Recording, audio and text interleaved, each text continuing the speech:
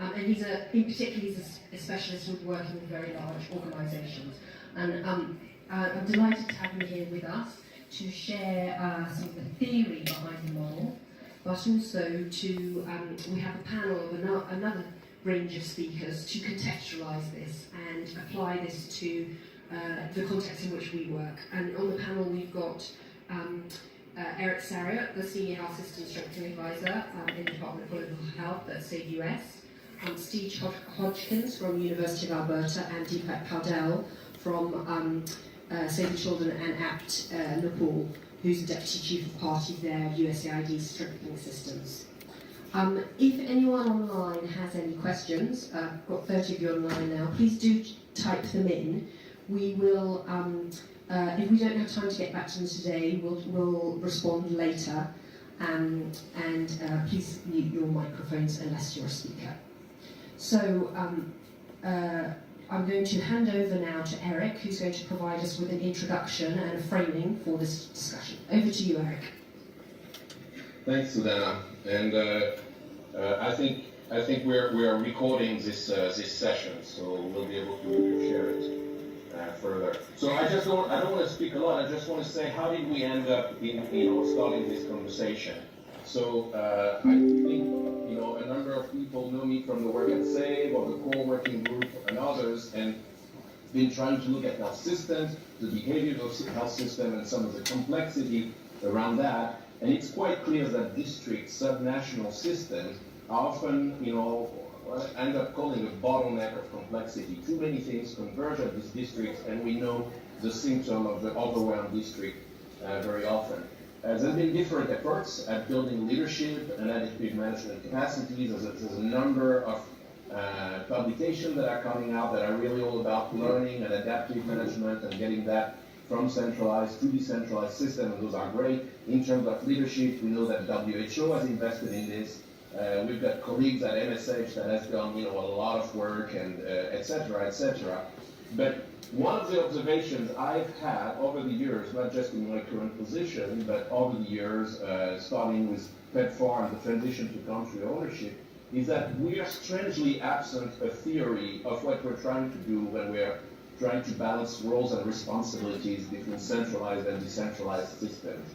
We're public health people, and we don't intervene unless we have a theory of change that is valid and substantiated by evidence. And yet, in terms of management, especially of decentralized systems, we don't always have any kind of a theory to go into change. So just to make a long story short, I started looking into a lot of practices and publication and thinking that had gone on into it, and looked at different types of models and how they corresponded to different types of systems thinking for management.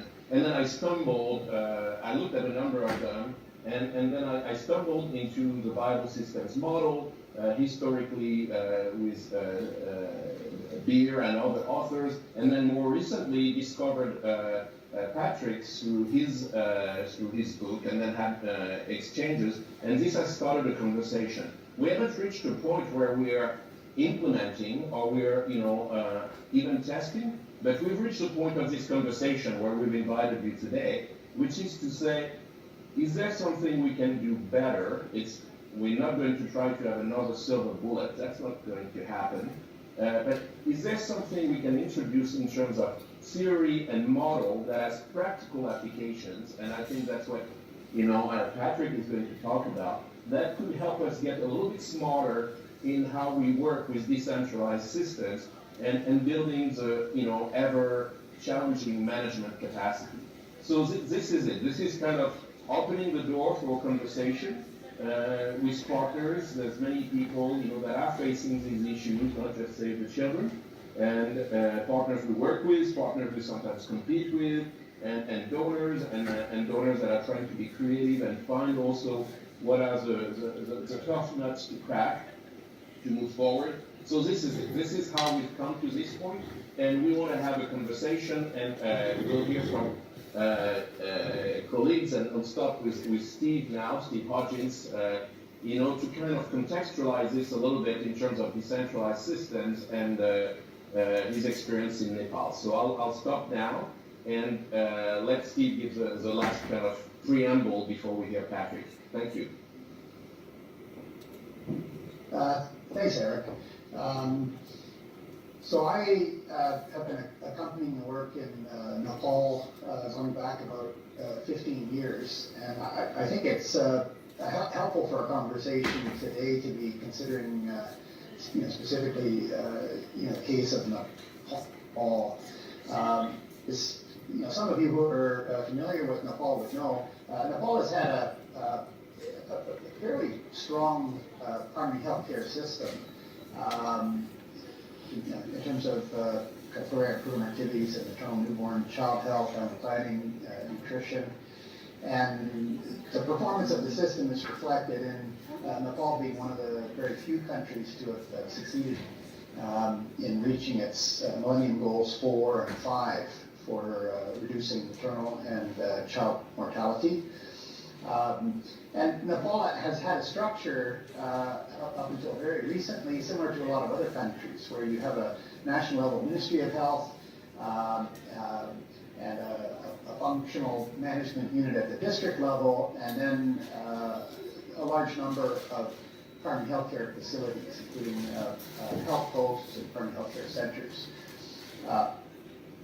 Just over the last several years, there's been a major political and administrative transition going on. So two new levels of government and administration have been taken on a much more important role for health services. So there's now a federal structure and provincial ministries that are responsible for health along with other social services. And now municipalities have an important role in managing primary healthcare services. So we have a historically fairly strongly performing peripheral level health system in Nepal, but we have a dynamic situation on the ground with important changes happening. As Eric was pointing out, in our global health work, we may be relatively sophisticated on the technical side, but maybe sometimes not so much so on the management side.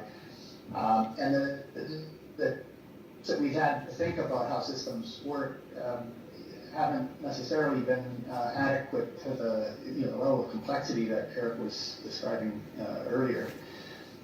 And so I'm looking forward to the discussion this morning and the ongoing conversation that this will be initiating, where we're looking at from the viable systems model where there could be kind of useful concepts and language to help us think a little more clearly about how systems work.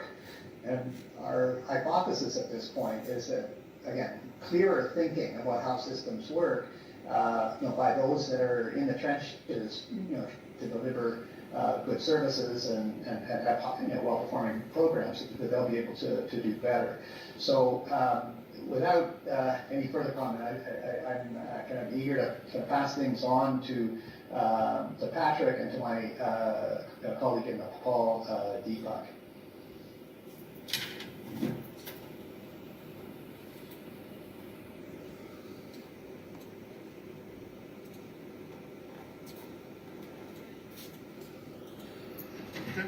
Thank you very much. Now handing over to Patrick to tell us what is VSN.